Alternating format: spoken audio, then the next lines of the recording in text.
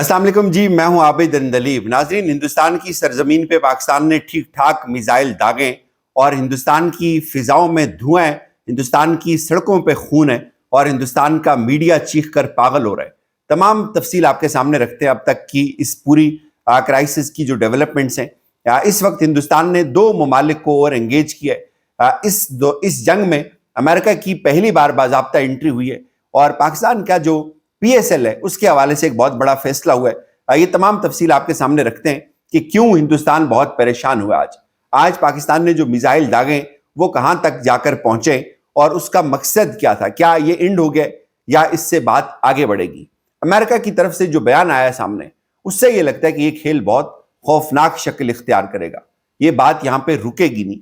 और सबसे पहले हिंदुस्तान, वो तो क्लेम करते हैं कि हम बड़े ताकतवर हैं, हमारे पास तो बड़ी ताकत है।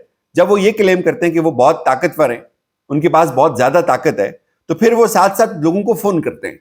हिंदुस्तान के वजीर खारजा जो हैं वो ये कह रहे हैं कि तालवी वजीर खारजा से उनकी टेलीफोन पर बातचीत हुई है और वो फिर साथ ये इंप्रेशन भी देते हैं कि जैसे वो हमारे साथ खड़े हैं।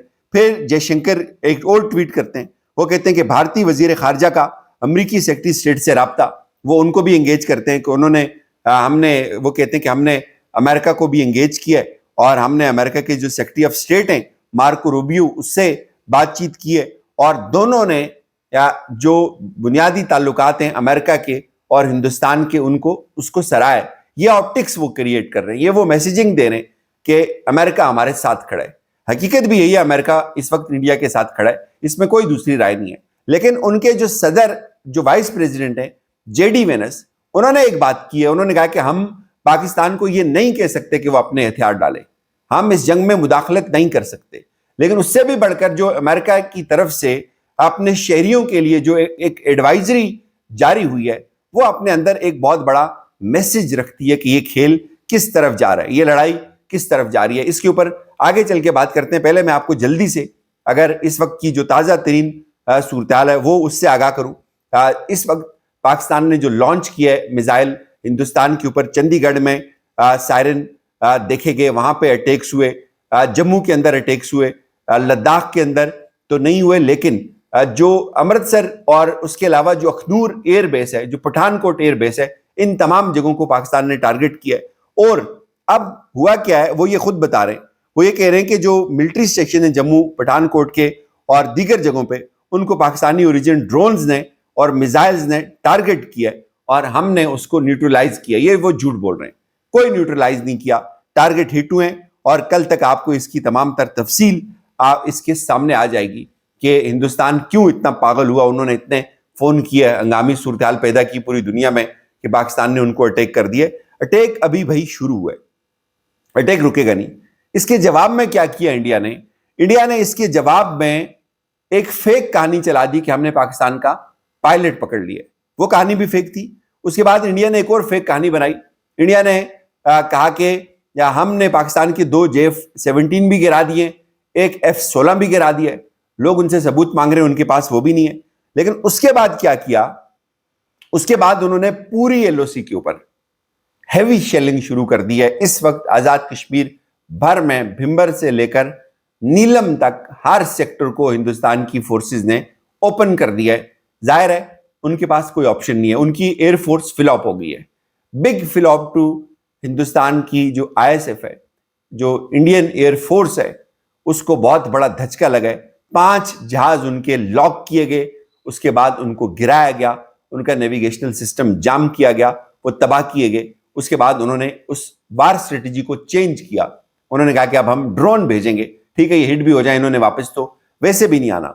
अब ड्रोन को भी कोई बहुत ज्यादा इंपैक्ट वो ड्रोन नहीं डाल सकी। अब उन्होंने क्या किया, उन्होंने कहा जी कि एक तो इनको बॉर्डर्स पे एंगेज करो, ठीक है वो बॉर्डर पे एंगेज कर सकते हैं, आमने सामने पोस्ट टू पोस्ट फायर हो रहा है, हजीरा के अंदर भी फायर हो रहा है। हजीरा से तो ये भी रिपोर्ट हुआ कि पाकिस्तान की तरफ से कुछ पेशकदमी भी वहां पे रिपोर्ट हुई है। और उसके बाद उन्होंने क्या किया, उन्होंने कहा जी जनरल आसिम मुनीर को गिरफ्तार कर लिया गया।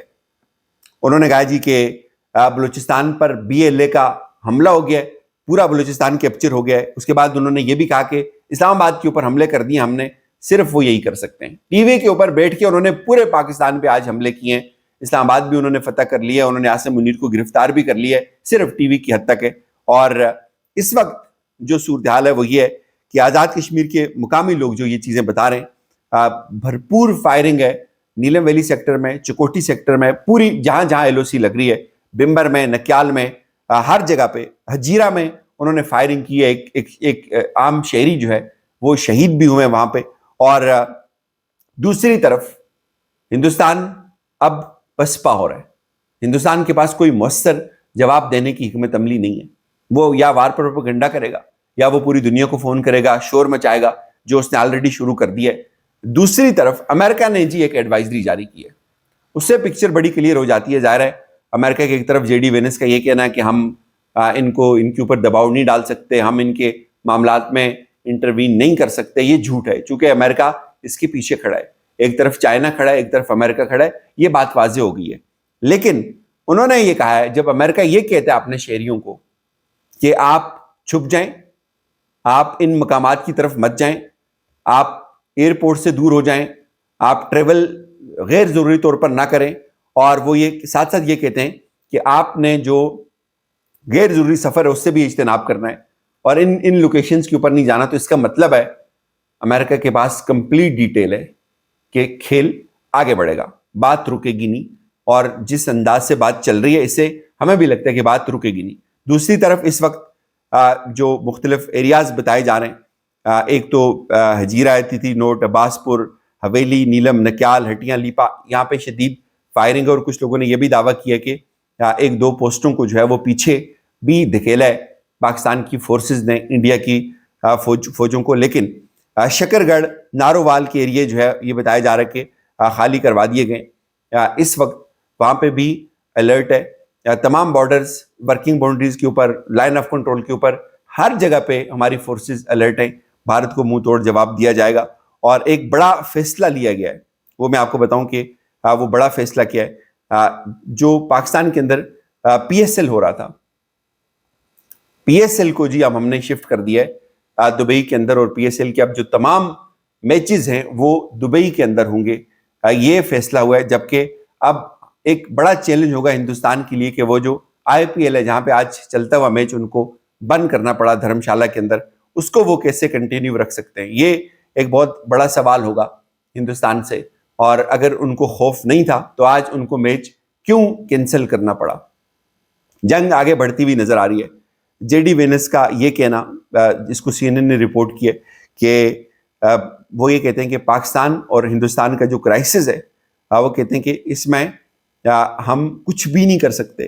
اور امریکہ کی جو ایبلٹی ہے وہ یہ نہیں ہے کہ ہم کسی ایک فریق کو کنٹرول کر سکیں. اس سے یہ بات بڑی واضح ہو جاتی ہے کہ امریکہ اس پورے کھیل کے اندر تماشا دیکھ رہا ہے، ہندوستان کے پیچھے کھڑا ہے. اسرائیل بھی ہندوستان کے پیچھے کھڑا ہے، جبکہ پاکستان کے ساتھ کوئی برادر اسلامی ملک نہیں ہے.